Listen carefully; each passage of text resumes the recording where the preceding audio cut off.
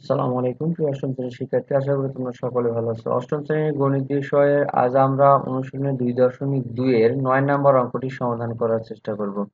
তো 9 নম্বর অঙ্ক বলেছে একই হার মুনাফায়, অর্থাৎ মুনাফার হার যা হবে সেই মুনাফায় পুনঃ মূলধনের 1 বছর অন্তে চক্রবৃদ্ধি মূলধন হবে 6,500 টাকা এবং 2 বছরের চক্রবৃদ্ধি মূলধন হবে 6,760 টাকা। এখানে মূলধন কত নির্ণয় করতে হবে। কোনো কিছুই দেওয়া নাই, শুধু সময় এবং চক্রবৃদ্ধি যে মূলধনগুলো সেটা দেওয়া আছে। তাহলে আমরা চলো এই অঙ্কটি সমাধান করি। তো দেখো এখানে যে দেওয়া আছে সেগুলো আমরা ধরে নিলাম যে 1 বছরের মূলধন হচ্ছে সি ইকুয়াল 6,500 আর 2 বছরের মূলধন সি ইকুয়াল 6,760 টাকা। তাহলে 1 বছরের জন্য আমাদের সময়ের সূত্র n এর মান 1 হবে। তাহলে এই যে সূত্র আমরা জানি চক্রবৃদ্ধি মূলধনের সূত্র c equal p into 1 plus r power n। তাহলে সূত্র মতে তাহলে c p into 1 plus r power n এর সমান সমান হবে কত 6,000। এটি যেহেতু 1 বছর সময়ের জন্য তাহলে এটি আমরা 1 নম্বর সমীকরণ দিতে পারি। আর 2 বছরের জন্য যেটা সেটা 2 বসাবো এন এর মান, তাহলে এটি আমরা পাবো 2 নম্বর সমীকরণ।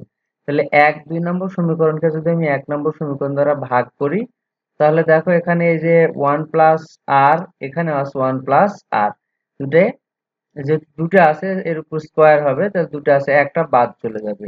এখানেও পি আছে, এখানেও পি আছে, কেটে গেল, থাকে কি বামে শুধু 1 প্লাস আর ইকুয়াল এখানে ভাগ আকারে থাকবে 6,760 6,500। এখানে যদি আমরা কাটাকাটি করি, এখানে ভাগ প্রথমে শূন্য শূন্য কেটে দেওয়া হয়েছে, এরপর আরো একই সংখ্যা দ্বারা ভাগ করে 338/325 বের করা হয়েছে।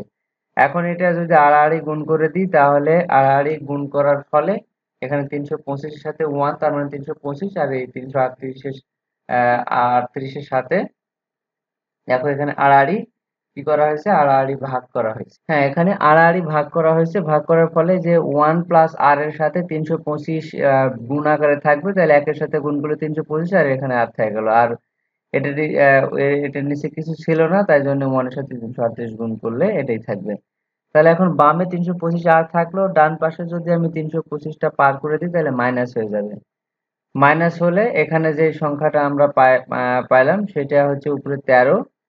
আর এখানে দেখো 325টা আরটা বামে থাকলে 325 ডান পাশে গেলে কিন্তু ভাগ হয়ে যাবে, সে ভাগটা এখানে পাওয়া গেছে।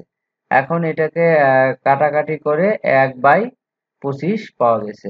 তাহলে আর এর মান পেলাম কত, 1/25। এই আর এর মান আমরা যে কোনো একটি সমীকরণে যদি বসিয়ে দিই তাহলে কিন্তু আমরা একটা মান পেয়ে যাব। তাহলে আর এর মান 1 নম্বর সমীকরণে বসাই। দেখো এখানে সমীকরণ 1 নম্বরে দেওয়া ছিল 1 P into 1 plus r in power n. দেখো 1 নম্বর সমীকরণে শুধু পাওয়ার এন মানে 1 ছিল, আর এখানে 6,500। তাহলে এখানে লসাগু অর্থাৎ ব্র্যাকেটের মধ্যে যে অংশটুকু লসাগু করা হয়েছে তো করে পাওয়া গেছে 26/25।